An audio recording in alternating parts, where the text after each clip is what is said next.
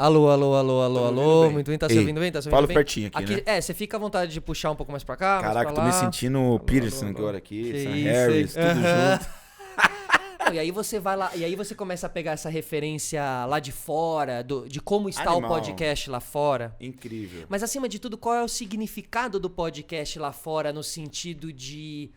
Não, ele não é uma coisa... Ele tem um poder educacional Sim. e um poder inspiracional muito grande, o podcast, eu Sim. acredito. Sim, Porque você tem contato com pessoas e ideias interessantes. sim. Um pouco dentro do que a gente tava falando antes de abrir aqui, que era qual é o tempo para estar na internet, o tempo do seu produto, Tempo né? do produto. E durante muito tempo, entre aspas, cagou-se a regra. De, não, 3 minutos, não, 5 2 minutos. É muito, a pessoa fica... Tinha que ser rápido, né? Tinha que ser rápido. E, inclusive, até um Instagram, vamos supor, Sim. ele já te limitava. Não, você só vai colocar vídeo de 1 minuto. Você só podia colocar vídeo de 1 minuto. Mas é que tem a malandragem. Assim, vamos sempre pensar que os hackers Perfeito. são os grandes empresários do momento, né? De Jeff Os Bezos. melhores, são os né? melhores. Jeff Bezos e Elon Musk. Você fala, mano, esses caras... Foi a época do nerdzinho, agora é o hacker. Então, você encontra isso muito claramente. É o que movimenta a nossa história. Aí o que acontece? Quando você pensa, se a gente lembrar, por exemplo, o Twitter, Aham. certo? Tinha a história dos blogs antes do Twitter. Isso. Ok? Então eu queria falar alguma coisa, eu vou escrever ali no blog, tal. Várias plataformas tinham os blogs. Aí vem o Twitter falando o seguinte: vamos diminuir esse espaço até para as pessoas se educarem o que fazer e ter vontade de querer fazer mais. Aí algumas resenhas eram 5 posts no Twitter. Como cultura lá atrás do Twitter. Quando vem o Instagram... 120 caracteres. Isso. Aí tinha essas historinhas. Aí no Instagram, por exemplo, quando você olha hoje o conceito do áudio, vídeo, que tá o resumo da comunicação, olha que louco isso. Era só foto, imagem. Perfeito. Você escreve aqui. Isso. Aí os caras evoluem pra... Põe um vídeo também, mas tem um tempo. Isso, 1 minutinho. Aí depois eles pegam e falam o seguinte, mas e se for espontâneo? Tem 15 segundos. Perfeito. Aí os caras foram evoluindo pra falar, agora o de 15 segundos você pode colocar vários de 15. Aí você pode pôr até 1 minuto dos de 15. Isso. E agora você pode colocar 6, 10 minutos lá no IGTV. Até mais. Então se assim, quiser. no final, o que eles estão dizendo é o seguinte, se você souber em 140 caracteres, eu te dou um pouquinho mais. Se você souber aqui, eu te dou um pouquinho mais. E aí vai evoluindo. Então é uma malandragem deles também. Perfeito. Em codificar a nossa mente e capacidade de construção de ideias para o conteúdo ser pertinente. Isso, mas acima de tudo, eles não estão conseguindo nos limitar, né? Não. O curto tá ficando É. qual é a atualidade? IGTV. IGTV o que é? Vídeos longos. Então Vídeos acho longos. que o vídeo... Porque é onde você consegue onde você desenvolver desenvolve. a... Ninguém tem paciência para falar uma frase. É bizarro, ninguém tem paciência para falar uma frase, cara. Todo mundo quer dar um contexto, uma opinião, ninguém. Você fala assim, o que você acha? Eu falo, eu acho que esse papel é branco. Mas no branco você consegue... essa vírgula vai embora. Então eu acho que os caras sacaram, mesmo mexendo muito com tecnologia, quem eles queriam conectar, que eram seres humanos como nós mesmos. Então acho que a grande genialidade da inteligência artificial é compreender o ser humano. Não o robô. A gente achou que os caras iam inventar um robô parecido com o ser humano? Esquece. Os caras estão trabalhando pro ser humano, mais ser humano ainda. Porque a nossa irracionalidade é maravilhosa, né? É ela que faz Esse tudo. lado, o robô é muito racional, muito né? racional. Nós E a gente temos tem uma raiva. Perfeito. A gente tem raiva. E dessa raiva, às vezes, vem coisas maravilhosas. É aí que entra essa ruptura do conflito gerar uma ação de construção, né? Então, Jung fala muito essa questão do subconsciente, né? O quanto os nossos sonhos, as nossas ideias falam mais do que as nossas racionalidades. Aliás, se eu fosse racional, cara, eu nem ia te conhecer. Fato. Eu não ia sair da calçada. Isso, existe muita beleza na irracionalidade. Total. Existe, Herbert Mota, recebendo aqui. Como estamos, irmão? Tudo bem? Estamos ótimos. Ótimos e surpreendidos, Que beleza. né? Não, cara, que legal poder trocar essa ideia hoje contigo. Boa. Falar da sua história, obviamente, pra gente apresentar. Mas como a gente disse, ser mais abrangente na história. Quero saber o que você fez, mas quero saber o que te transformou Legal. enquanto você fez. Legal, que eu acho legal. que é essa mensagem que é legal da gente passar aqui Legal, no podcast, massa. descobrir a história das pessoas e tudo mais. Mas eu acho que se eu posso apresentar de alguma maneira, assim, começar por algum ponto, é como que a gente se conectou nesse universo Cara, maluco. me lembro, sabia? Foi na época de Legendários. Legendários! E eu tinha lá um quadro de meio ambiente junto com o Mion. E você era empresário do Anderson Silva. Verdade. Em um momento onde, bom, auge do Anderson e aquele momento onde o UFC abria portas pro grande público brasileiro Certo, e fora caía da luta. e caía pra uma coisa mais popular. E vocês, e hoje em dia eu sei que é porque você buscava com o Anderson uma movimentação de colocar ele realmente pra esse grande público, Sim, tirar a sim. coisa do lutador, né? E você topou levar o Anderson no Legendários. Cara, pra gente aquilo foi tão incrível, cara, porque a gente desacreditava. Que Sério? Porque vocês não estavam indo... Olha que louco, vocês não estavam indo na Globo. Vocês não foram na Globo. Não. Se foram, obviamente foram, mas vocês vieram na Record, no Legendários, um programa de entretenimento, de humor. Sim. E era o grande atleta do Brasil naquele momento. Cara, você tava falando assim, eu vou lembrando. Tá te vindo os flashbacks. E aí a gente foi flashes, jantar cara. no Yabani, a gente Foi, colou no Yabani, aí a foi. gangue. E o Anderson Bom comia peixe, né? Ele não come nada cru. E ele colou de peruca Foi no mesmo? Yabani. Cara, foi engraçado. Realmente foi. O Yabani foi antes ou depois da gravação? Isso Eu acho que foi eu tô lembrando. depois, Foi logo na depois. sequência, ou na mesma semana, ali não lembro qual foi a ordem. Eu acho que foi na mesma semana, porque o programa era tarde. Isso, ele era gravado à E tarde, aí a num gente sábado se à tarde, a gente programou meio pra ir, saiu aí de tinha lá uma e galera, foi. Isso, Isso. isso foi interessante, porque dentro dessa conexão que eu criei com você, o meu exercício como uma pessoa de estratégia foi como é que eu conecto? Não é como é que eu falo, não é como é que eu vendo, não é como é que eu me apresento. Como é que eu conecto? E o entretenimento, mais do que a luta, que também é parte da estrutura do entretenimento, mas só entreter não era o suficiente. E aí, essa ideia de levar o Anderson até o programa de vocês, mais do que na Record, eu acho que era o programa. Era com quem eu estava, assim como eu fiz com a Marisa Monte. Perfeito. No clipe. Assim como uma das Porque era um primeiras... público muito jovem, você tava Muito. colocando o Anderson pra esse Teve público. 3 tipping points, né? Eu gosto muito do Michael Gladwell. Ele tem um livro acho que em português, acho que é O Ponto de Virada. Perfeito. Incrível esse livro. Legal. E foi um livro que me indicaram muitos anos atrás e fez muita diferença na minha estratégia após aí, que chama Tipping Point. Uma das estratégias que eu criei com o Anderson foi colocar ele conectado com a galera do Pânico. Porque eu sabia que era importante conectar com quem fazia piadas, mas do âmbito pessoal, para quando precisasse ou quando fosse para sacanear, tivesse uma certa segurança. Sensacional. O Mion, além dele ter solicitado e o próprio programa Legendários, era já uma outra emissora que eu conectava com um outro público de um outro jeito. Verdade, outro público. E tinha esse detalhe de com quem eu tava levando o Anderson, era fã, já conhecia, já gostava, então daria rendimento. Marisa Monte, coloquei ele dançando, galã, pra ter aquela história. É verdade, lembrei bacana. agora, tem razão. Exatamente, Tem que era ele razão, dançando. tem razão. Ainda bem, É verdade. agora. Então era assim, era um Anderson, como assim esse cara dança e tudo mais, tal. Justin Bieber, quando ele veio pro Brasil, aí o Luciano Huck pediu pra fazer uma história, que era uma coisa assim, o Anderson dançando. Esses riscos que eu assumia, Sensacional. era porque eu queria colocar... Aí veio a Burger molecada. King. E a do Burger King, que foi ele com a voz fininha. Foi a segunda campanha que a gente fez. Quando a pessoa, né, quando consegue se rir de si mesmo, assim, isso foi muito legal, assim. É você propor menos preocupação. Aham, perfeito. Agora, esse giro com o Anderson é só uma das arestas dessa história toda. Herbert, por onde você acha que a gente pode começar, assim, o nosso... Cara, você acha que a gente pode eu começar... gosto muito de curiosidade. Justo. Então, assim, eu tenho uma brincadeira que é pergunta da pergunta, né? Então é como se você me perguntasse alguma coisa, eu falasse alguma coisa. Porque o começo... eu tô começando de novo. O começo pra mim é muito relativo na minha história, entendeu? Sei lá, eu não sei por onde começar, porque eu não sei por onde eu comecei. Não sei onde é o começo, Eu não né? sei onde é o começo. Eu nem me preocupo com o fim. Maravilhoso. E aí... Isso é legal porque nem sempre o começo tem que ser algo lá atrás, né? Não, A gente tem essa não. referência. Ah, meu começo... Não, e é como você diz, às vezes o começo foi agora. Foi agora. É segunda-feira o É começo. que é esse desafio do presente e o futuro. Então a gente fica preocupado com o futuro e chateado com o passado. Ai, quando, ou quando.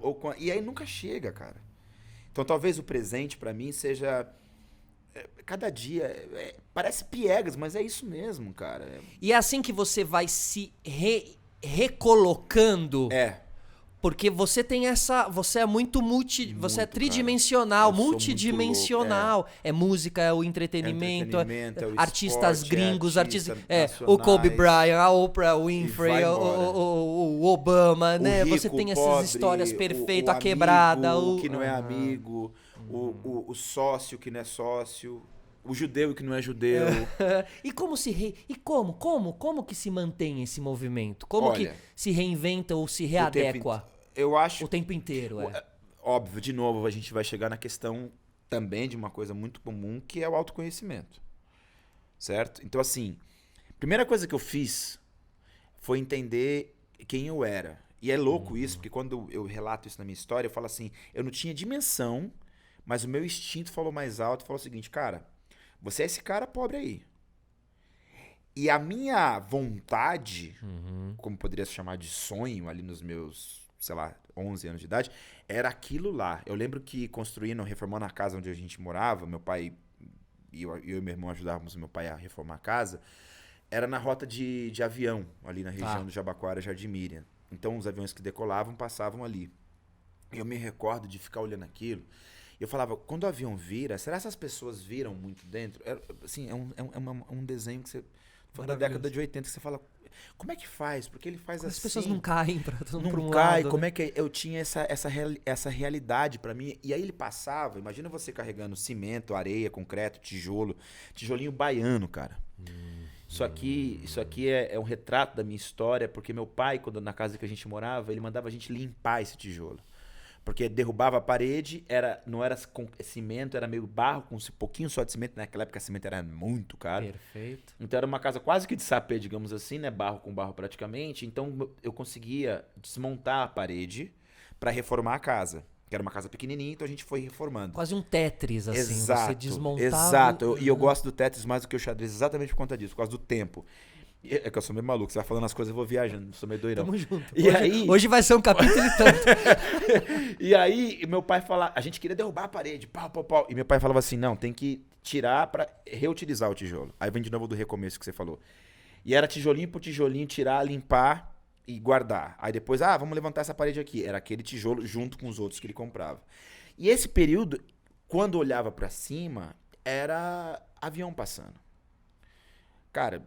Eu tô falando de 11 anos de idade, certo? E eu fui um ajudante de pedreiro aos 11 anos de idade. Para construir o meu próprio quarto, eu tive que limpar tijolo por tijolo. Basicamente isso. E não era por opressão do meu pai. Vai lá. Não. É a gente que faz. Mas é um exercício de... Você tem que construir e saber que é tijolo por tijolo. E dessa história, de eu ver aquilo e carregar isso... Eu acho que ali instalou uma coisa na minha mente. Isso é uma analogia e tanto. Exato. Mas você transformou isso em uma analogia. Agora, assim, que me vem as lembranças. É quando você fala assim, quando você tá aqui comigo, que desenho que passa do seu começo ou como começou? Aí eu olho pra essa parede e falo, nossa, eu tive participação de uma coisa parecida. As figuras entram na minha mente de lembrança. E que me educaram a entender que, cara, construa o seu futuro. Ninguém vai te dar. E aí eu tive, pra mim, a ideia que meu pai foi incrível em me ensinar a não se vitimar. E aí, então, pra mim foi entender que não é questão do edifício. Porque se eu quisesse montar um bar na esquina da minha casa, que eu cresci na periferia, tava ali. Só que, pra voar, eu tive que achar alguns elementos. E aí a vida e as conexões me fizeram, passo a passo, construir um caminho de ser gentil, saber chegar e saber sair, e ter o que oferecer e falar pra você ser chamado. E aí eu entrei na música, que foi quando eu comecei a fazer holdagem pra várias bandas. Hold mesmo ali, Hold mesmo, carregando os equipos. Os equipos. Exatamente. E é engraçado. Eu tô te falando isso porque, assim, também tem outra coisa muito clara. Eu venho publicamente neste momento da minha vida, aos 40 anos de idade, então tem coisas que você, por exemplo, me pergunta... Que você tá refletindo aqui agora, mesmo agora, perfeito. Porque nunca me perguntaram claro, isso. Perfeito, então pra mim é uma coisa assim, tipo assim, você pensava isso? Mas eu te pergunto isso pela minha curiosidade, mas pela curiosidade de quem está ouvindo a gente, da gente entender que tudo é oportunidade. Tudo é oportunidade. E como? Qual foi sua quais foram seus turning points? Quais foram as suas buscas? Quais foram os seus raciocínios quando você estava quando você estava ali como hold de banda? Você nunca imaginava que você ia fechar um contrato com o Cole Bryan, enfim. Não tinha nem ideia. Então, como daqui pra cá? É aí onde eu quero chegar, entendeu? Acreditar, velho. Assim, primeiro eu sabia quem eu era, não o que eu fazia. Eu sou foda, eu sou bom. Não. Meu pai falou, cara, porque meu pai correu atrás, trabalhou, educou 3 filhos, fez universidade depois de velho. Mano... Por que ele fez universidade? De direito, cara. Sensacional. Você esteve na posse do Obama, Obama, na posse né? do Obama. É muito louco. Cara, minha história é tão maluca que a gente não consegue nem ter uma linha linear. Mas isso é maravilhoso, cara. É muito doido. É maravilhoso. Às vezes é tão broxante quando você recebe um convidado que é uma linha linear. Assim, cara, é muito doido. Você fala, mano, como é que isso aqui vai ali? Tipo... Mas você vai ver, no final a gente vai fechar. contar tudo. A gente vai fechar. Fiquem aí, a gente vai fechar. Vai dar tudo certo, Mas enfim. Bom, mas essa educação que meus pais me deram foi de eu entender que eu tenho que buscar aquilo que eu quero. Eu não posso exigir de você aquilo que eu quero. Sacou o que eu tô querendo dizer? Não, isso vale pra relacionamentos, pra muito, tudo. né? Eu queria que você comprasse meu livro, meu disco, meu podcast. Querer é uma coisa, conseguir é outra. Então, assim, eu tinha essa convicção, pelos exemplos que eu vi dos meus pais, que mesmo sem condição financeira, criaram 3 filhos na década de 80 no Brasil. E o que me deu o meu turning point pra entender isso é uma das coisas que eu luto muito para as comunidades, todas de baixa renda, ter como educação. Não é computador, não é emprego, não é dinheiro, não é bem-estar, parecer bem, não é. É leitura. Porque se a sua mente sacar processos, é lógica, cara. Você consegue olhar, eu era hold, eu posso ser aquilo. Quando a sua mente não trabalha processos, pode ser livro de fantasia, pode ser Harry Potter, cara. Mas trabalha a mente para exercitar lógica, exercitar percepção, exercitar começo, meio e fim, exercitar longevidade, processos. É só isso. Mas isso é você saber o valor do conhecimento. O valor do conhecimento. E às vezes eu acho que essa que é a grande questão. As pessoas, não quero generalizar, tá, mas a pessoa que não busca conhecimento, muitas vezes ela não busca porque ela não conseguiu entender que tem uma teoria, o cara fala, se você lê um livro por mês da área que você quer focar, você no final de 3 anos, você vai ter lido 36 livros, você vai ser praticamente um expert na área que você escolheu. Foi literalmente isso que eu fiz. Por que todo mundo não faz isso, então? Porque tem um desenho socioeconômico nisso tudo, né? E aí, se a gente lê Maquiavel, a gente saca um pouco disso tudo. Porque não é uma questão do acesso ao livro. Não. O acesso ao livro, você pode comprar um livro por 50 centavos no sebo. Sempre teve biblioteca. Mas é saber que aquele livro pode transformar a sua vida e a vida da sua família e te tirar de um lugar que às vezes não te faz feliz ou te colocar em um lugar que te faz. Quando eu olho lendo, aprendi, né, através da leitura e curiosidade. Quando você pega a história, por exemplo, da Europa Antiga, a leitura estava percebida ali muito por conta é muito louco isso. Se não fossem as guerras, os europeus não teriam se apropriado em ler e escrever. Porque você tinha que ter percepção de conhecimento. Ou você tinha que dar tiro. Então o processo das grandes universidades, né, os grandes palácios de cultura escolares da Europa Antiga foi isso. E é interessante porque quando eu vejo hoje, e eu sou muito contra isso, eu sou uma pessoa que sai da periferia e não fico vendendo isso. Eu vendo o que eu consegui, sim, era de onde eu fui, mas porque tem muita gente que eu vejo lá que vai sair de lá. E vai. Mas não vai sair de lá se você ficar montando ONGzinha na periferia. Não é isso. Eu quero que as pessoas entrem no ônibus, como eu entrei, e, sei lá, programa de leitura. Você paga R$1 na passagem, se você de estiver algum jeito fazendo parte de algum grupo de leitura. Sei lá. Porque quando você pensa que eu fico 2 horas no ônibus para ir do meu bairro até o centro da cidade, É um tempo incrível. Por que eu tô falando isso? Porque hoje existe muito um processo de levar tecnologia, levar acesso para a periferia. Não adianta eu querer falar para você lá, olha o que você pode. Pode aonde, cara? Pode aonde? Como é que você fala para mim que só porque eu tenho um laptop eu vou entrar no Google e vou mudar minha vida? Esquece. Porque na hora que eu for para a área de trabalho, o outro que estava ali da avenida para frente, ou como diriam os racionais, da ponte para lá, de algum jeito ele teve um outro processo. E isso volta para a base do exercício do ter que ler. E aí a casa e o meu pai me ensinou isso. Quando eu perguntava, pai, o que significa tal coisa? Ele pega o dicionário e lê. O que você tá falando é muito parecido com o Tropa de Elite 1. Ah, legal. Faz sentido. A turma ali da facu, Sim. não sei o quê, que Sim. sobe ali o morro Sim. pra ONG, pra Sim. dar aquela Sim. ajuda, mas não é funciona. não é efetivo. Porque A gente se tá você falando de quiser efetividade. Exato. Porque Né? se você quiser me falar assim, Resultado. se você colocar um CEO de uma grande empresa hoje, de uma das grandes multinacionais do Brasil, e um dono de uma biqueira, não vou nem falar de uma boca, vou falar de uma biqueira da periferia, pra falar sobre gestão, esse moleque dá um pau nesse CEO. E detalhe... Por que você acha? Porque ele sabe vender. Pra mim é uma questão do lado humano talvez esteja mais aflorado e mais desenvolvido. 100%. Por causa da rua. A rua, cara. Porque a rua ensina você a andar. Você não aprende a andar em casa. Não tem metro quadrado pra você aprender a andar em casa. A lógica é essa. Aí o cara tem uma casa pequena, um barraco de 2 cômodos. Onde que ele vai andar? Agora eu tenho uma mansão. Fica lá. Fico lá. E aí os processos não se conectam. Aí você fala assim, poxa, mas não tem vantagem nas pontas? Claro, extremos sempre vão existir, positivos e negativos, não estou dizendo isso. Benfeitorias são sempre válidas, mas eu sempre tenho me desafiado, e esse tem sido o meu processo quando falo publicamente, uma vez que eu sempre trabalhei com pessoas públicas, a regra que tem uma frase do Notorious B.I.G., né? Never get high with your own supply. Ele fala isso numa música, né? Então, não use a sua própria droga. A droga. Né? Então, assim, o traficante, o dono do boteco não é um alcoólatra.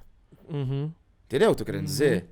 E esses processos todos, quando a gente olha em desenvolvimento e globalização, é um dos grandes motivadores dos problemas. Porque todo mundo se conectou, mas ninguém conversou. E aí vira invasão. Quando vira invasão, vira oposição de opinião.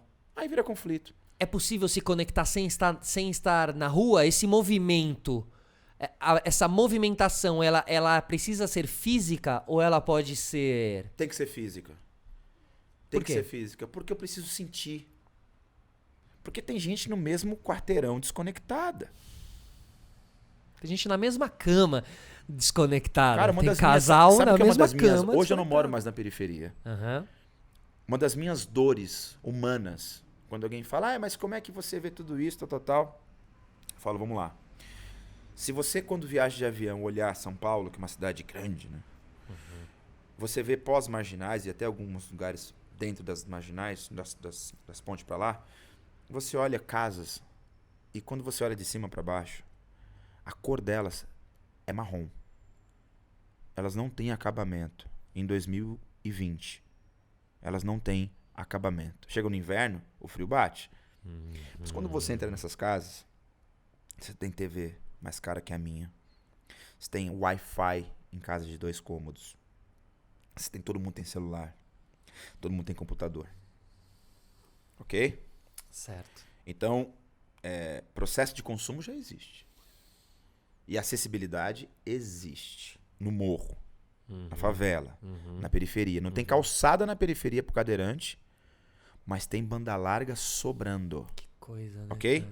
Quando você entra para as regiões mais arborizadas, digamos assim, que são lindas e incríveis. Inclusive, você tem uma teoria muito legal sobre as árvores, né? Fala brevemente sobre o espaço, é que né? Você define onde é periferia e onde não é periferia quando você encontra árvore. Periferia não tem árvore, porque não tem espaço para crescer árvore, porque a casa é um puxadinho.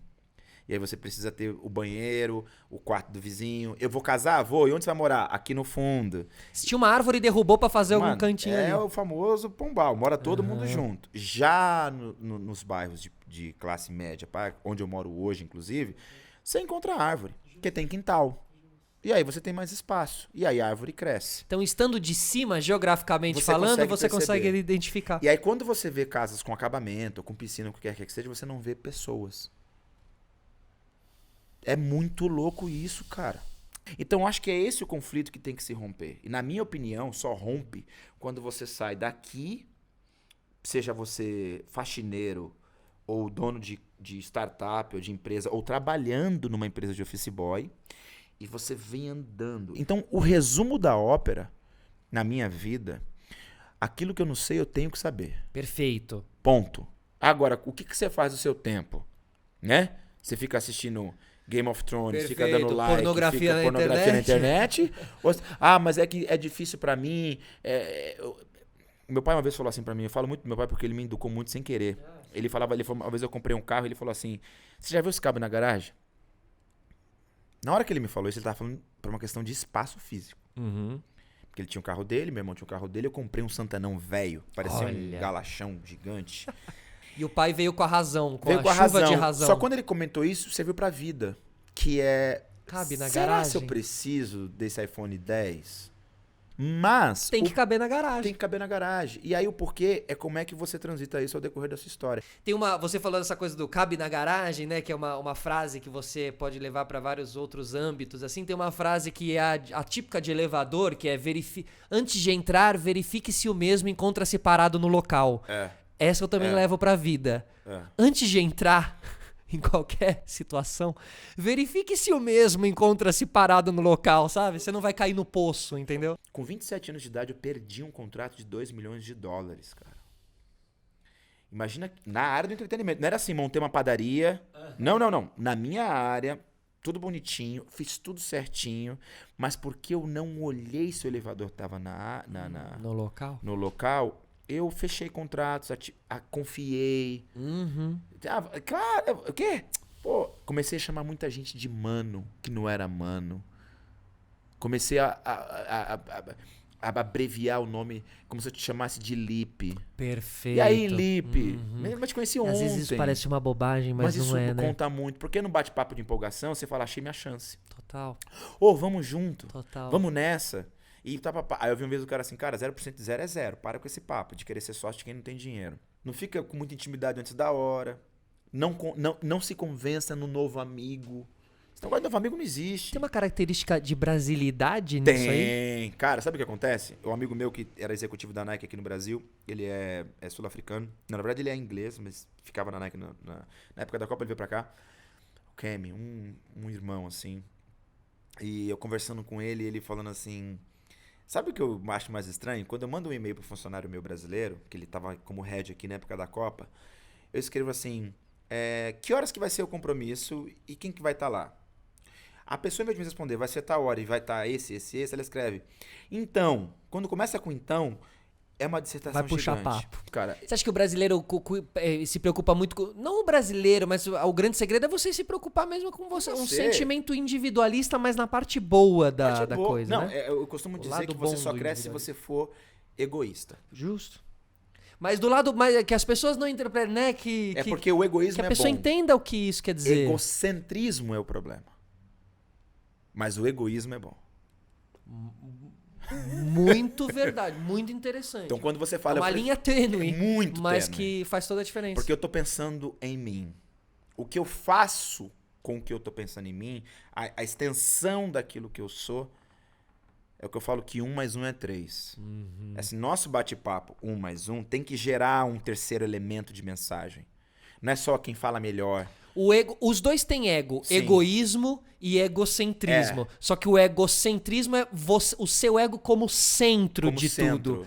E o egoísmo, talvez, o seu ego como crescimento mesmo. O seu ego como quero me tornar um cara legal para com os outros. E não um cara legal para mim. Perfeito, a atitude. E isso faz toda a diferença. Então, quando o cara fala assim, você é mó egoísta que você não sai com a gente. Ok. Uhum. Ok. Agora... divide um pouco do que você aprendeu. Não. Perfeito. Você estava falando do... Não, o que eu queria te falar sobre isso é de que a rede social vai te colocando em uma realidade que às vezes não é real e você vai acreditando nisso. E um fator muito importante nisso é o like. Né? Ai, meu Deus. E agora a nova discussão ou o novo debate é que vão derrubar o like. Incrível. Que incrível. Que É aí que eu queria chegar. Que momento. Nossa, cara. Nossa, que oportunidade. Um brinde ao fim do like. Olha como causa ajuda. Porque o Facebook passou pelo que passou por conta do processo eleitoral nos Estados Unidos, aquela coisa toda do catalista e tudo mais, fez com que o Zuckerberg tivesse que tomar um posicionamento, porque tudo é dinheiro no final, é uma empresa de capital aberto. Eu vi uma entrevista dele, ele conversando com o Yuval. Do Zuckerberg, será que tem no YouTube? Os Deve dois ter no YouTube. eu vi no YouTube, os dois doidão falando. E aí o Yuval falou, vou fazer advogado do diabo, falando o quanto tecnologia, acesso com a tecnologia. Será que perdemos a mão? Basicamente esse papo. Perfeito. Aonde o fim do like pode nos colocar dentro dessa lógica de que você acaba sendo enganado pelo like dos outros? Cara, né, já tem... Assim, num qualquer Google a gente acha isso, já nem é mais um assunto tão inédito, mas é dopamina, né, cara? Uma vez eu vi o Kanye West, eu sou muito fã do Kanye West. Legal. Eu acho ele pra mim um... Você já encontrou ele? Já gravei com ele. Tem uma música Love Lockdown que eu gravei com ele aqui no Brasil. Você tá Gravei brincando? percussão com ele aqui no Brasil. E ele é gente boa? Muito, com quem ele conhece. Tá. Com quem ele conhece. Tá. Porque é artista. Não, e um cara também, uma muito megalomania, doido, muita gente doido. em cima Foi em dele. 2010 isso. Ele veio pro Brasil. Foi aquele último festival que teve, que era, antigamente era free jazz e tal. E teve Cara, eu estive aí, foi ali no no Team Festival. Perfeito, eu estive. Foi no Ibirapuera. Ibirapuera, isso. Que showzaço que ele fez aquele dia. Aí um monte de gente falando mal porque era ele 2010. sozinho, ele já tava lá na frente. A banda escondida. Hoje você pega todos a os caras escondida. hip hop star, é sempre o artista A banda tá lá embaixo no escondido. poço, E escondido. nesse show, eu vi esse show dele nos Estados Unidos, tem uma hora que a banda aparece, mas a infraestrutura não deu pra ele fazer isso por causa da turnê e tal. Perfeito. Mas enfim, o Kanye, ele estudou arte, fashion art com a Louise Wilson, né? Cara, interessante porque na França, o método praticamente foi colocado o seguinte: o problema do aplauso te educa ao conforto. E isso é um defeito humano ou uma vantagem humana que tá como animal. Acabou. Porque diferente do cachorro, você fala vai, ele vem, ou ele late, whatever. Nossa consciência humana trabalha diferente esse processo de conquista, porque somos desbravadores. Não estaríamos na caverna até hoje. Esse processo nosso de desbravar, de querer ir, de querer conhecer, nos exige que a caça seja concluída. Seja aplaudida, você quer dizer. Que é o famoso resultado. Só que quando a gente olha para a evolução, a gente pensa o seguinte: eu ia lá buscar a bebida, tenho ela, vamos beber. Por isso existia muito mais o like, que era o brinde daquela época. Ou a comida. Você pega as histórias da Roma Antiga, tinha coisa do cordeiro. No judaísmo isso está muito forte, no cristianismo também. Então o prêmio, tá aí que vem a ceia. Tem um processo lógico. Quando a gente entra no mundo que não tem mais tempo pra nada, que vem a geração fast food, aquela coisa toda, o tempo se perde. Qual é o prêmio? Você não vai me agradecer, não? Você não viu o que eu fiz? Você não gostou? Por que você não gostou? E aí vem. O like é a tradução disso, que é, eu postei e a pessoa olha e fala, uau. Quando a rede social saiu, por conta do viajar muito, me conectei e tudo mais, porque fazia parte, sentido, e depois eu peguei e saí, revoltadamente. Por 2 motivos. Da rede social, né? Porque eu vi que eu queria like. Eu falei, isso aqui vai mexer com o meu ego. Tô fora. Eu vou perder um puta tempo buscando conhecimento que eu preciso, olhando a minha necessidade, e vou buscar conforto aqui. O cara que anda com celebridade, o tempo inteiro, vai ganhar os likes e Só que eu falei, cara, e David Brasil já tá aí, uma irreal. É irreal. Eu vou ser... Quem é aquele cara lá? nenhum. Ele é amigo do Solari. Perfeito. Sacou? Corta 10 anos depois, vai estar onde? Entendeu? O famoso fake to make não existe mais com a internet, cara. Aliás, o movimento é exatamente o contrário. Cadê a verdade? Quanto menos fake você for, cada vez mais E vai te aí, aceitar. o Kanye Acabou fala... o status. Acabou o status. Né? Acabou o status. Acabou. Acabou o status. E aí vem a história que o Kanye fala do perigo de você... Olha que louco. Eu achei do cara muito legal. Desculpa, às vezes eu solto uns palavrãozinhos. Não. Podcast pode, né? Pode. Ele fala o seguinte: quando uma criança faz alguma coisa errada no restaurante, com a família e tudo mais, na casa de alguém, e aí derrubou a mamadeira, ou que não sei o quê, quando vai começar a chorar, ou quando faz uma coisa mediana, o que nós, adultos, fazemos? Não, tá tudo bem, passou. Você cresce com a ideia de que cadê meu aplauso? E quando tem 3 pessoas na plateia? E aí um dia você tá lá na meta, você fica esperando, né? Cadê ele? Aí não vem. Meu irmão. Aí eu me eduquei pra usar. Pra não ser usado.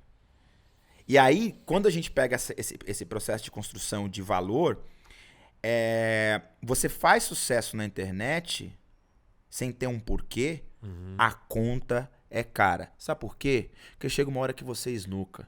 Que a sua piada perde graça. Perfeito. Você não tem mais dinheiro pra viajar pra lugar legal que vai dar like. Porque a empresa também já foi buscar. As empresas que te deram a grana ali naqueles 2 anos Acabou. já estão indo pra outro Acabou. e tal, né? Porque eu também já Entendeu? vi isso, também já passei por isso. Muito. E aí você fica com Como? o quê? Nada. O que você leva Aí, dessa aí, vida? aí o cara fala assim: e agora? Como é que eu vou fazer pra postar? O que eu vou postar? Ai, peraí, deixa eu. E passa a viver a vida nisso aí. E aí perde tempo. Na cagada. Aí o tempo vai embora. Cagada. Entendeu? Então, assim, esse muito, né? Se você beber muita água, você também morre afogado. Tem que saber usar esse bichinho. E quem inventou isso, inventou pra isso. Se você olhar o quanto ele mesmo usa, você fala, peraí, se quem fez usar pouco, never get high with your own supply. Exatamente. Então, assim, do seu processo psicológico, a sua dopamina vai pra cima quando você vê um monte de like. Aí eu voltei recentemente. E eu tenho dificuldade. Eu gosto disso. Quando eu sei que isso vai online, eu vou cortar, vou postar e tudo mais, eu falo assim, tem um contexto. Justo. Tem um contexto, tem uma Isso. troca. Isso. Quando essa coisa de eu... Oi, galera, então, eu tô aqui hoje. Meu irmão, Então, e aí consigo. qual que é por que o like tem um papel muito fundamental nisso? Que a partir do fim do like, você pode fazer você vai conseguir cada vez mais fazer a sua verdade Sim. dentro da internet. Por quê? Porque você não precisa mais do like. O que isso. aconteceu? Ibope, televisão aberta, Sim. Ibope. O que a televisão aberta precisa? De Ibope. O que dá Ibope? O problema não é ter o Ibope, Não, é o que dá o Ibope. O problema não era o like, mas era o que virou pra você ter like. pra você ter o like. Então e o tem que que ficar virou pra pelado, você ter o pelado, like é escândalo. banal. Banal. Na televisão, a mesma Sim, coisa. sim. E o fim disso, e aí eu posso dizer, quando eu trabalhei na MTV, que a Sim. gente não se preocupava com o Ibope, Sim. olha as coisas que Olha as saíam. coisas que saíam. Porque não se preocupava com o Não. Ibope. Então, a internet tem muito a ganhar se o fim do like realmente vier. Sim. Porque aí a pessoa que tava se expondo muito apenas pra ter o like, vai se expor menos, porque o like também já não quer mais dizer nada. E aí ela mesma vai olhar aquela foto que já não tem mais nenhum like, que já não existe mais o like. Exatamente. E ela vai olhar, ela ou ele, e vai olhar e vai falar, que ridículo que eu tô sendo. E Eu não, por nada. eu não sou isso. Quando você diz do autoconhecimento, Fundamental. fundamental. Esse é o grande perigo de você chegar no topo, Ai, meu amigo, o teto dói. porque depois você não sabe pra onde ir. Cara, isso aconteceu comigo com o Anderson. Mas eu imaginava, eu até ia realmente Bati. perguntar. Bati a bilela. Deu. E acredito que pra ele também, inclusive em performance esportiva também. Cara, é um processo muito Como que doido. um campeão se mantém muitos anos? Não um campeão só esportivamente falando. Como que você bate no topo e se mantém? Cara, é assim, eu vou te falar uma coisa muito legal. E é engraçado que essas 2 sequências que a gente conversou, eu transitei da minha infância, coisas que aconteceram quando eu saí, aí você tá me navegando pra um processo de autoconhecimento empresário e tudo mais, e aí eu viro esse cara, né? Esse cara, o empresário do Anderson Silva. Isso. E aí eu transformo o Anderson Silva num ídolo nacional. Total. Meu irmão, quando eu conheci o Anderson em 2007. 2007. Eu Ali com a turma de Curitiba, ainda quando ele ainda Eu era conheci ele nos Estados Unidos. olha. Por acidente, praticamente. Eu fui fazer uma reunião na William Morris e eu conheci o Feijão, os amigos deles todos estavam na imigração. E aí eu tava bateu fazendo... papo. Olha que louco, eu indo fazer uma reunião com um grande amigo meu, empresário. Ele tava... Aconteceu uma coisa muito, muito legal. De um jeito menos esperado, essa história do Hold, eu fiquei muito ainda dentro das minhas origens com as pessoas que eu trabalhei. Então o pagode, pra mim, o samba, o pagode é a periferia. E aí, nesse processo da viagem, eu tava com o netinho de Paula. Ele foi chamado nos Estados Unidos para um grupo que é a William Morris Endeavor. Eles queriam investir na TV da gente, que era uma emissora que ele tava montando no Brasil. Isso foi em 2007. Caraca. 2005. Lembrei total. Uma das TV da viagens, TV da gente, uma das viagens foi em 2007. Quando em 2007 a gente foi para lá para fazer reuniões lá. A gente fez reunião não, a gente esteve em ocasiões nos Estados Unidos com o Obama. O Obama ainda era senador. Olha, caraca. Foi daí Cara, que depois porque eu já se conectei, falava sobre- daí depois eu conectei, fui pra posse dele e tudo mais e tal. Processos que conectam, movimentos que fazem as coisas acontecerem. Perfeito. Bom, em 2007 conheci o pessoal lá de luta do Anderson e tudo mais e tal. Bom, comecei a trabalhar com o Anderson quando foi 2009, a gente fechou o contrato. 2009 não existia, era rinha de galinha no Brasil. Em 2008 tinha acontecido aquele incidente no Rio de Janeiro com vários lutadores de jiu-jitsu e tal. Dentro de um ginásio ali, né? Numa Isso, luta. aham. Isso. Ele já estava no UFC? Não O tava? Anderson? Já. Ele Já, era já. campeão do UFC, não era conhecido. Aí o Anderson me procura e fala, cara, eu sou conhecido aqui nos Estados Unidos. Já fui campeão do Pride, tarararararara, e eu queria ser conhecido no meu país. Perfeito. Ninguém me conhece lá. A gente pirava porque eu, Mion, o Júnior, a gente acompanhava mais as lutas, o Júnior, né? Cara, Sempre várias lá vezes a Sandy, Mário o Yamazaki lá Chitão, no- o Chororó, Las todo mundo indo nas Vegas. lutas. Isso. Entendeu? Sensacional. Aí olha que... Aliás, um dos processos daqueles do Turning Point, a Sandy foi... Ela foi muito essencial na minha estratégia. Olha. Muito essencial. Que, se eu não me engano, foi no Prêmio MTV, que eu coloquei o Anderson pra apresentar um programa. VMB. VMB, foi no Credit Carral, e me pediram isso, aí a Sandy falou, eu sou muito seu fã, a gente sentado, óbvio, quando eu sabia quem era a Sandy, tudo mais e tal, tava a Sandy e o Lucas, eu acho, sentado. Que o Lucas é viciado Viciadaço, em luta. queridaço, cara, eu querido adoro demais. ele, muito do bem. Aliás, é uma, assim, Todos.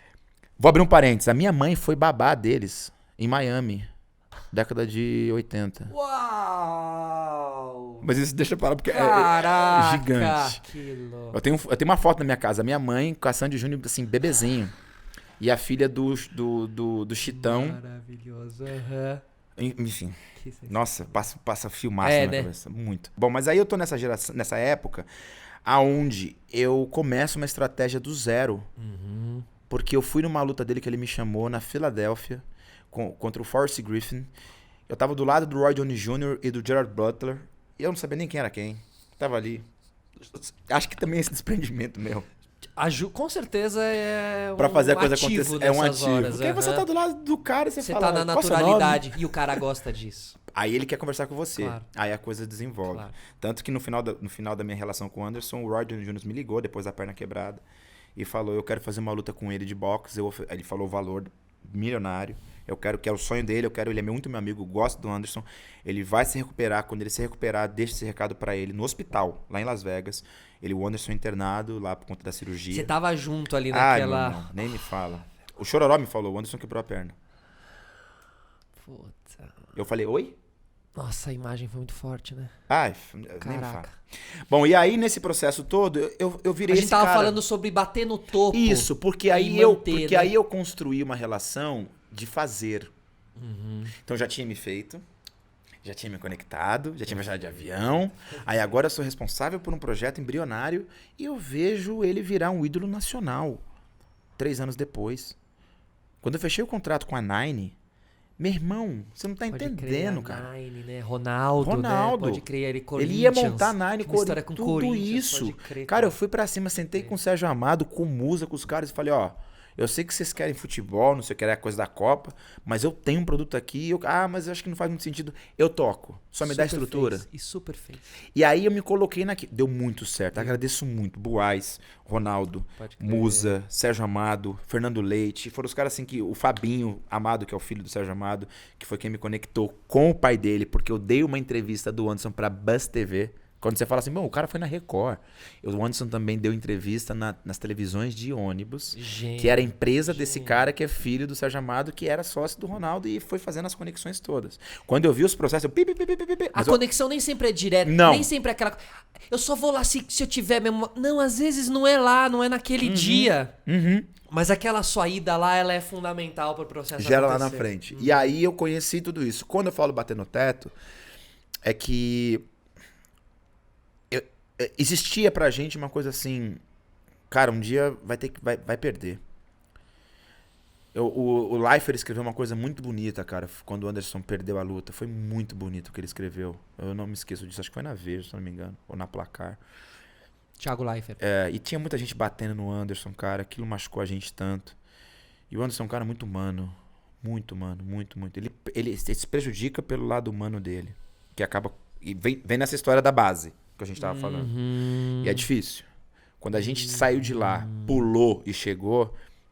É difícil. Porque essa transição nem sempre difícil. ela foi... Não, é o elevador que é o nem poço. sempre teve uma linha Não ali. tem nem elevador. Às vezes ela foi um pico. De repente você isso. tava lá. Aí- De repente você tava lá. Aí você sobe escada pra caramba, na hora que você vai descer, você vê que não tem elevador e cai lá embaixo. Você não lembra como você subiu. Não lembra.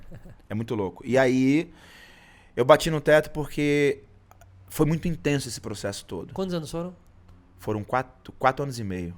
Você deve ter visto cada coisa. Não, meu irmão. Você girou o UFC ali por dentro. Não, deu sentar com o Dana White, com o Lorenzo. Eu tenho os tanta irmãos curiosidade. Fertitta. Como é que... Meu irmão.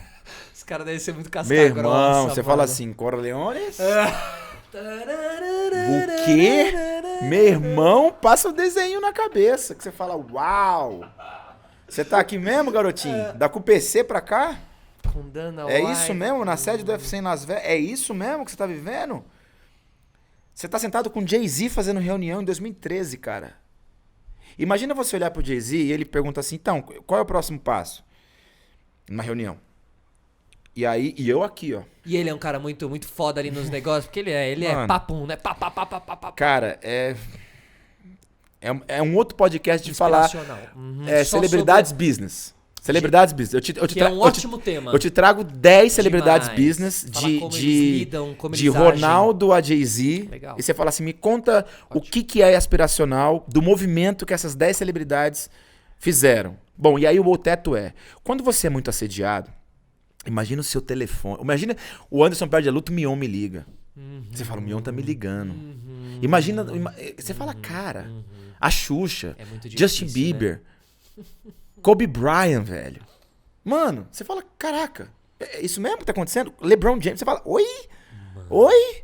E eu falar pro LeBron, ó, só um minutinho só que o Anderson quer te conhecer. O Anderson nem queria conhecer ele, porque o Anderson nem sabia direito quem ele era, mas pra mim, estrategicamente, era importante segurar o LeBron ali. Eu segurei o LeBron, ele falou, ok, esperou. Mano, aí tava, ó, João Paulo Diniz, Ronaldo, Andrei Sanches, o Buais, mó galera assim, ó. Porque LeBron, tipo, LeBron, né, velho? Claro. E foi a luta do Chael Sonnen. Foi a segunda do Chael Sonnen, se não me engano. Porque era o maior esportista do mundo. Olha o que Anderson louco. nesse momento, Era. cara. E aí você se vê como gestor desse processo público, que vem aquela base que eu falei. Eu bati no teto na hora que você fala assim, e agora? Ah, ganhou mais 6 meses, vem pra próxima. Não é que a gente relaxava, ou que eu relaxava, mas é que tipo assim, cara, o que você vai fazer agora? Aí veio vários outros atletas do MMA, mas não dava audiência nenhuma. Aí as marcas queriam só o Anderson. Então eu tinha que fazer reunião pra falar não. Era muito louco. E ao mesmo tempo, quando o Anderson perde a luta, a gente consegue reverter, mantém os patrocínios, consegue fazer tudo dar certo, vamos pra próxima luta. Ele quebra a perna. Quando ele quebra a perna, um monte de gente falou, putz, Herbert, e agora? Acabou. Eu falei, não, agora que começou. Porque agora fica claro pra mim o seguinte, o invencível não precisa ser sempre invencível. Perfeito, jornada do herói. Jornada do herói. O Jay-Z, a história do Jay-Z do meu teto, foi o Jay-Z falar pra mim assim, ele perguntou, e agora, o que você vai fazer? O que você quer fazer com a proposta? Que a ideia era colocar o Anderson na Roca Nation, que é o escritório dele de esportes, assim como tinha Nine no Brasil. Então eu falei, no Brasil eu tô com o Ronaldo Jadeu. Quem é o Ronaldo nos Estados Unidos? Jay-Z, quero conectar os dois. Que ele tem a ver com o Brooklyn Nets. Brooklyn Nets, através naquela época dessa- ele tinha o Brooklyn Nets, o Kevin Durant é dele, e por aí vai. O Kevin Durant é dele. Da Roca Nation.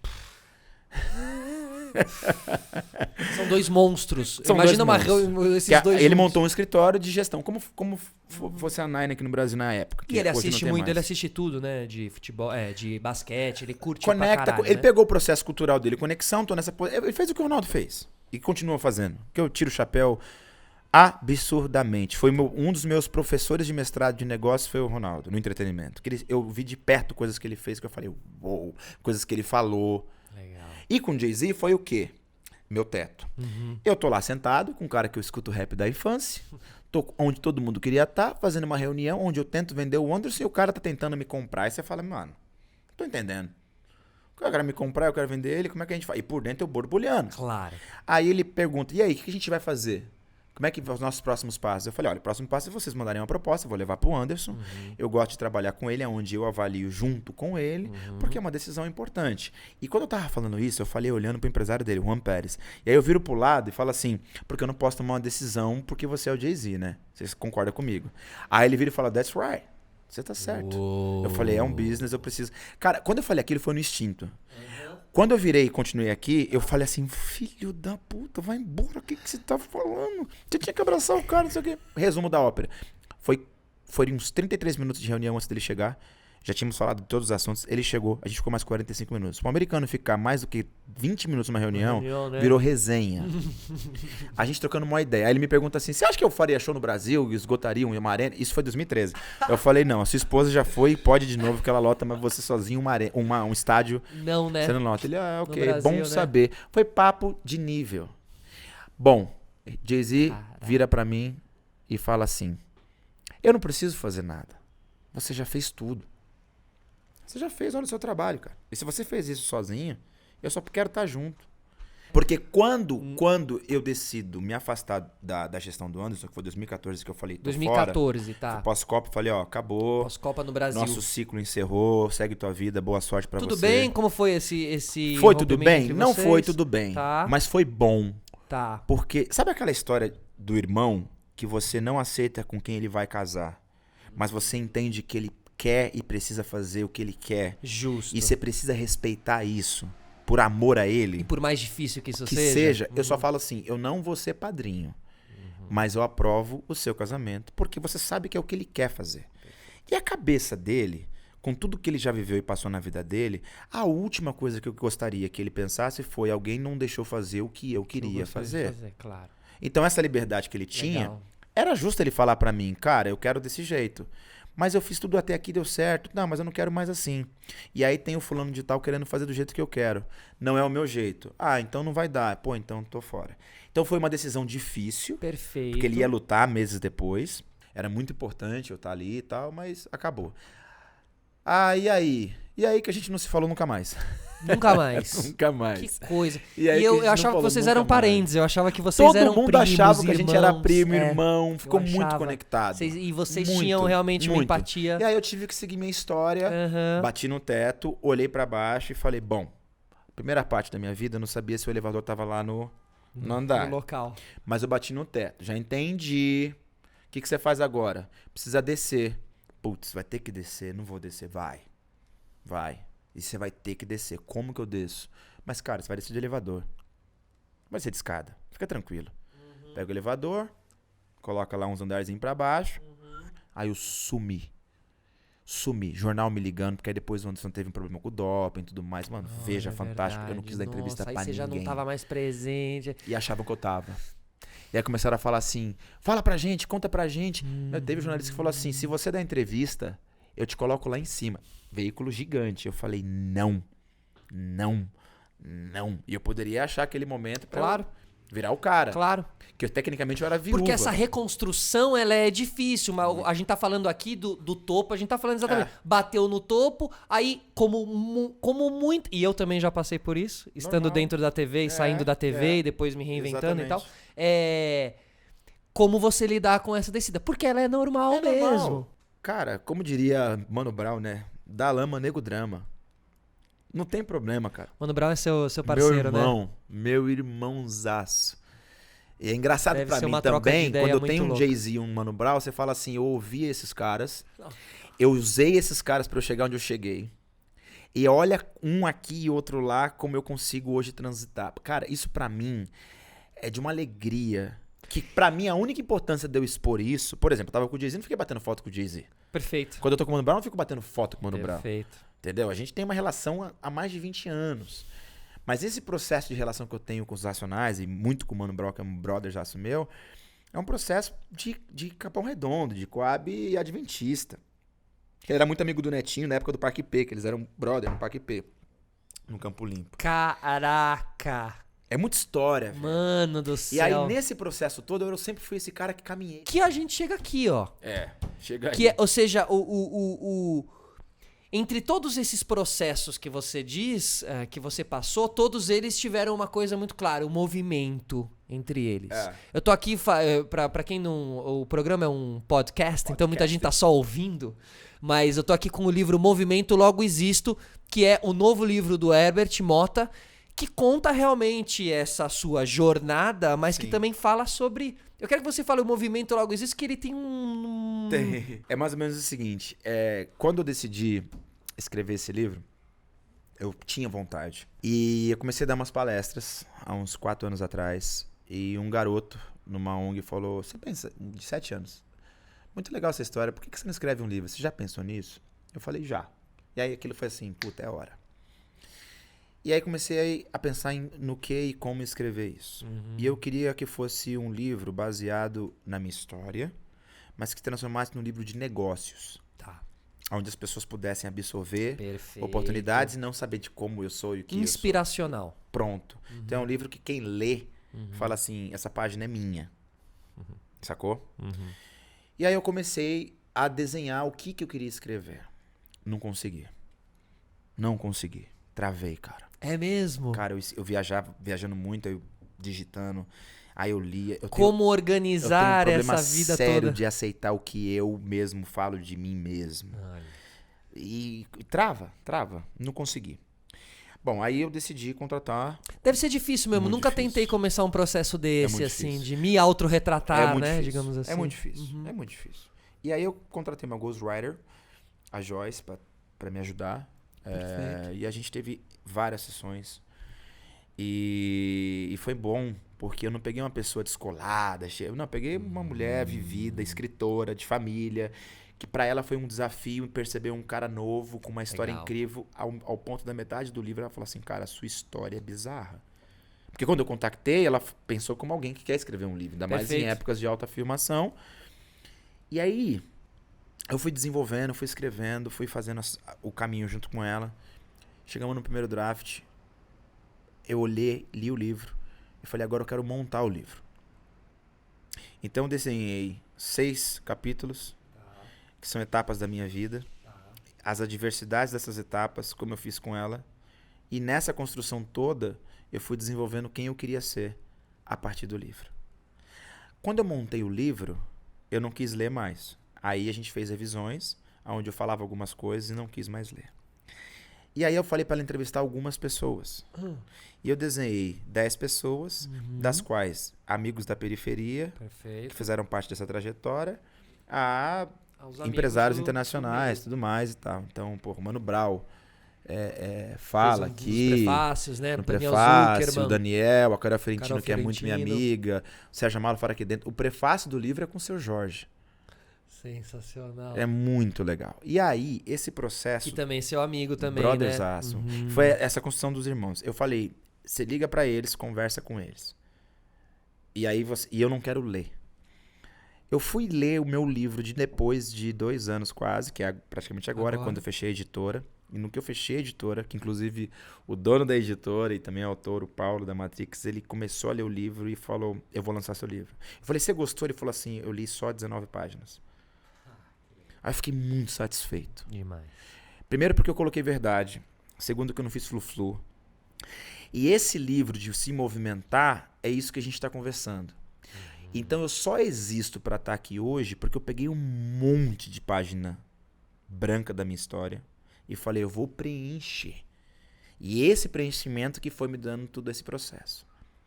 E eu não aceitei em nenhum momento o determinismo externo. De dizer aonde você tinha que ir e o que você teria que fazer. Você é um menino pobre. Tá, esse estigma, o estigmatizado, né? Você é... Por exemplo, eu não gosto quando me chamam de negro. E existe a ideia de que o negro tem que ser chamado. E olha porque eu sou mestiço. E aí eu converso com alguns amigos meus, eu falo assim, pro branco eu sou negro e pro negro eu sou branco. Eu falo, é por isso que eu sou parecido com o Drake. É por isso que eu sou parecido com o Stephen Curry. Entendeu o que eu tô querendo dizer? Verdade. Porque é a geração onde o que faz com que os preconceitos sumam é quando você junta as conversas na rua. Quando as pessoas se conversam. Então, quando meu pai casa com a minha mãe, nasce eu, 1 + 1 vira 3.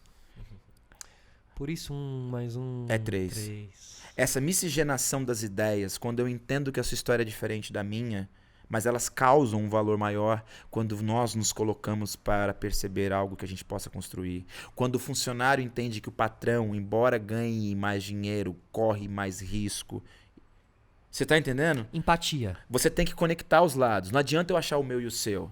E aí eu sou contra, e eu não quis colocar nesse livro que me empurraram. Não foi eu que empurrei a mim mesmo. Foi eu que me coloquei a fazer as coisas, assumindo inclusive as responsabilidades. Então, quando eu falo da minha carreira, seja ela profissional, pública, ou consultora, ou intelectual, ou até psicológica, é porque eu me coloco na condição de me drivar para fazer o que eu quero. E isso não é o governo, não é o patrão, não é papai e mamãe, não é ninguém. É o egoísmo, mas naquele lugar... Exato. De você buscar isso. Por isso que esse livro eu quero que ele chegue muito nas periferias de São Paulo, do Brasil inteiro. Porque é o seguinte, eu quero que você que é pobre se entenda como rico. Não. Não, porque rico também é pobre. Porque o contraponto disso é quando cria-se a ideia de que o rico tem aquilo ganhado. Alguém sofreu por aquilo. Todo mundo tem seus problemas. O problema do rico tem problema rico, o problema do pobre tem problema do pobre. A minha história só é válida quando eu entendo que ela é uma página branca. Se eu achar que a minha história é válida porque eu estou lançando o livro, porque eu conheço o Felipe, porque eu fui convidado para um podcast, porque eu dou entrevista na Folha, porque já está escrito a minha relação em posição, perde o sentido. Ah, mas vai servir pro like? Vai. Claro. Ah, mas vai ser interessante? Vai. Podia te preencher? Poderia. Poderia. Mas é uma tática que você criou pra você mesmo em observar a página sempre em branco. Sempre em branco. Pra que você não fique triste nada. em algum momento porque você vai achar alguma coisa e depois... Eu tenho que escrever todo santo dia. Então, todo dia você começa o dia com uma página... branca. Tá tudo certo. Perfeito. E tá tudo certo. Tá tudo certo. Tá tudo certo. Acho que essa é a mensagem do dia mensagem. aqui. Tá tudo certo, cara. Façam com paixão, com Isso, tesão, porque é dia após dia e tem que isso. viver com Que é só o que você maravilha tem. esse dia. Daqui a pouco isso esse aí. busão chega no ponto final, você fala, tem como voltar? Não. Já era. Já era. Já era, Acabou. fisicamente. Não vai jogar, tá não vai jogar no cemitério tudo aquilo que você podia ter feito antes. Faz. Isso. E pode ser quando você menos esperar. Mas, cara, tem uma coisa muito legal que você falou, porque você no seu Instagram, você tem a coisa do... Você é um cara muito inspiracional e no seu Instagram você tem a coisa de falar ali o seu pensamento do dia no carro, que é uma coisa que eu acho muito legal, porque tem tudo a ver com o movimento. Sim. Mas você falou ali um detalhe, você estava falando ontem sobre redes sociais, e você falou um detalhe sobre o inverno. E eu achei foda, cara. Porque é verdade. É bem verdade, cara. Estamos entrando em uma época... de acolhimento. Porque o inverno chega, e com o inverno chega o frio, e junto com o frio chega emoções e comportamentos. Porque no inverno, cara, por isso que a gente tem que se aquecer, né? A gente tem que se aquecer. Não só fisicamente. Não. E a gente mora num país tropical, então nós não estamos acostumados a lidar com o inverno. A real é essa. A real é essa. E então, atmosfericamente falando, Sim. o inverno chegando, Sim. A gente até tem que ficar um pouco mais, sabendo disso, até um pouco mais amado para lidar, às vezes, com pessoas mais ansiosas, se você falar mais assim amarguradas. Se você né? falar assim, Herbert, uma brincadeira, talvez um exercício. Qual foi a época do ano que eu mais fiz, empreendi e tudo mais e tal? Não foi no inverno. Não, pra mim isso é muito claro. Não foi no Pra inverno. mim isso é muito claro. Só que as épocas que você mais ficou reflexivo, ficou pensando, ficou achando mil coisas, foi no inverno. É isso, cara. Isso. Rapaziada, obrigado a todos que ficaram aqui até agora. Herbert, tamo junto. Sempre. Muito obrigado. Sempre. Boas energias a todos. Até semana que vem. Obrigado, um grande Massa. abraço. Tchau.